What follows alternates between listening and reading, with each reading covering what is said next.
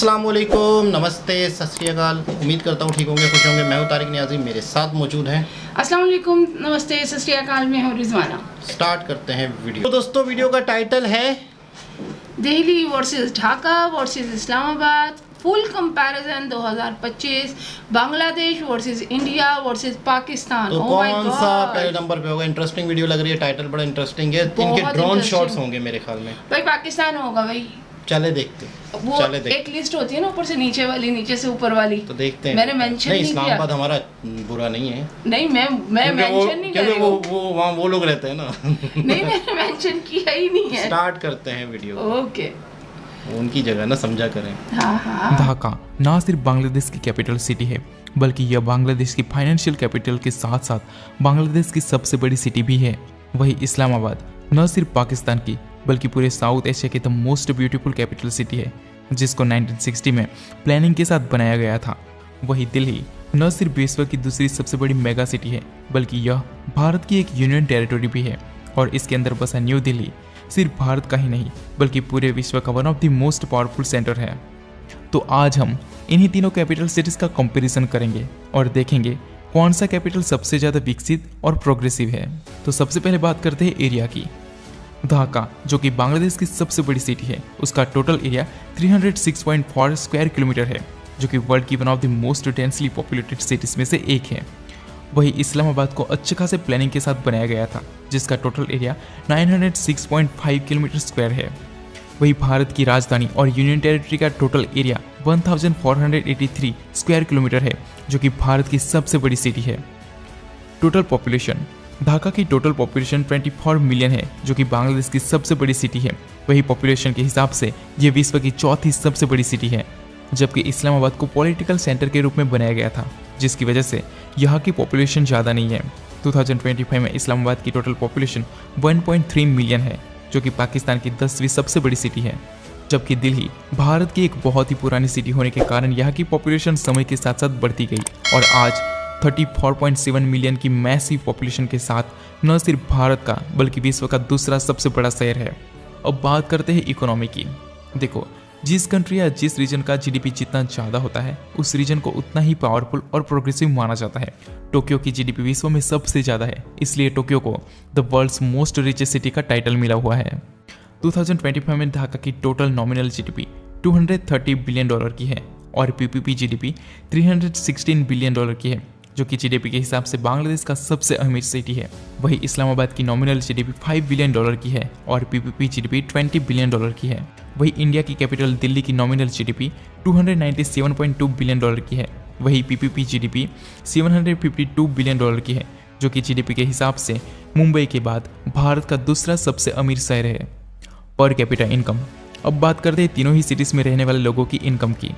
तो 2025 में ढाका की नॉमिनल पर कैपिटा इनकम $8,915 की है। वही पीपीपी पर कैपिटा इनकम $13,614 की है।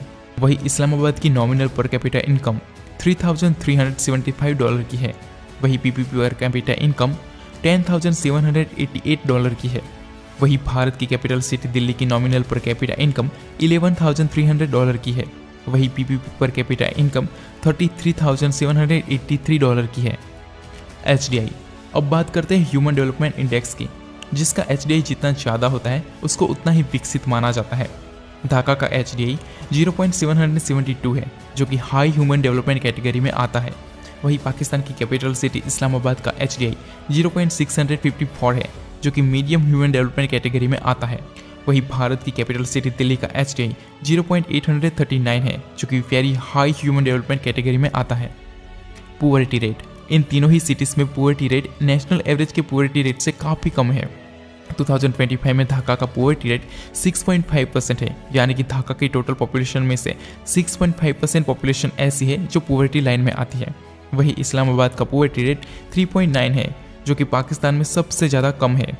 वही दिल्ली का पुअरिटी रेट सिर्फ 2.9% है। लिटरेसी रेट, अब बात करते हैं तीनों ही सिटीज़ के पढ़े लिखे लोगों की। 2025 में ढाका का ऑफिशियल लिटरेसी रेट 81% है। वही पाकिस्तान की कैपिटल सिटी इस्लामाबाद का लिटरेसी रेट 83% है, जो कि पाकिस्तान में सबसे ज़्यादा हाई है। वही दिल्ली का लिटरेसी रेट अराउंड 90% है।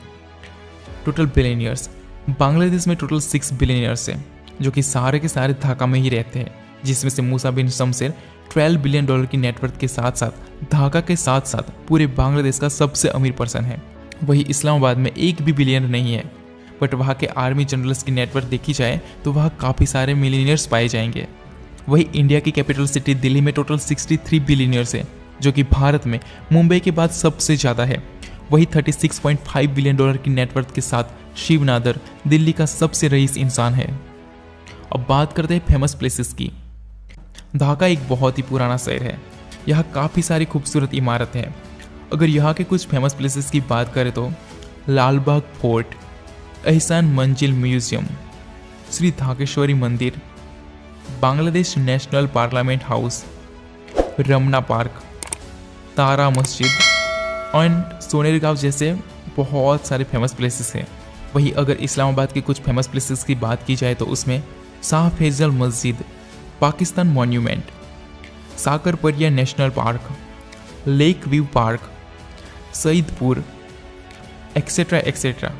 वही अगर दिल्ली के कुछ फेमस प्लेसेस की बात करें तो उसमें lotus temple, Shri Swaminarayan Akshardham temple, red fort, India gate, Jama Masjid, Qutub मीनार, जंतर मंतर जैसे बहुत सारे प्लेसेस अवेलेबल है।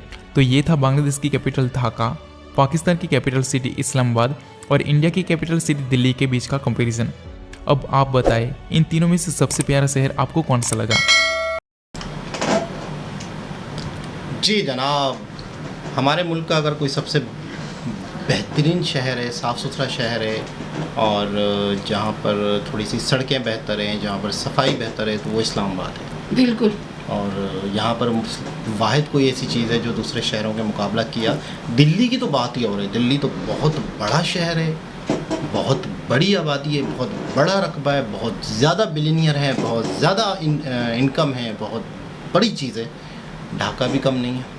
1960 के बाद ढाका को आप देखेंगे तो एक बिल्कुल नया नक्शा उनका उभर कर सामने आया है। बांग्लादेश अब वो वाला बांग्लादेश नहीं है जो पहले था, ऐसा ही है, वैसा बिल्कुल भी नहीं है। और बिल्कुल ढाका जो है वो चेंज है बिल्कुल। उस वहाँ पर एजुकेशन सिस्टम, वहाँ की सड़कें, वहाँ का मिजाज, वहाँ के लोग, वहाँ का काम, वहाँ के मिलेनियर, वहाँ के बिलियनियर, वहाँ हर चीज़ बहुत ज़्यादा अप्रिशिएटेबल है। बांग्लादेश के लोगों के अंदर मैंने एक चीज़ देखी है कि अपने हक के लिए लड़ते हैं, अपने हक के लिए उनके अंदर यूनिटी है, अपने हक के लिए वो कुछ भी कर गुजरते हैं। मेहनती कौम है बहुत ज़्यादा, बहुत ज़्यादा। अच्छा आपको पता है अच्छा मैं आपको एक और बात बताती हूँ, शायद आप लोगों ने ये बात नोट की हो ना की हो, मैं बताती हूँ।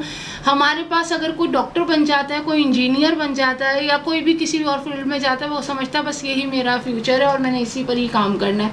आप ये देखिएगा कि उनकी इंडस्ट्री के अंदर ये जो उनका जो जितना भी बिजनेस प्रोग्राम है सारा, उसके अंदर उसमें उनके डॉक्टर और इंजीनियर आपको मिलेंगे। मैं खुद पर्सनली वहाँ के बहुत सारे ऐसे लोगों को जानती हूँ जो बाय प्रोफेशन डॉक्टर हैं और बाय प्रोफेशन जो है इंजीनियर हैं, लेकिन वो इंपोर्ट एक्सपोर्ट और बिजनेस में उनके ढाका में होलसेल सुपरमार्केट के अंदर बहुत बड़ी बड़ी होलसेल की शॉप्स हैं। असल में उसकी वजह ये है कि वहाँ पर इस चीज़ का बिजनेस भी बहुत है ना, कपड़े का। हाँ, बहुत है। यहाँ वहाँ पे मामलात भी बहुत हैं। तो खैर बहरहाल बहुत ज़बरदस्त लगा कंपैरिजन, और इस्लामाबाद ने भी कहीं ना कहीं मुकाबला किया है। दोबारा किसी और बड़ी साहब से मुलाकात होती है, जब तक के लिए अल्लाह हाफिज़।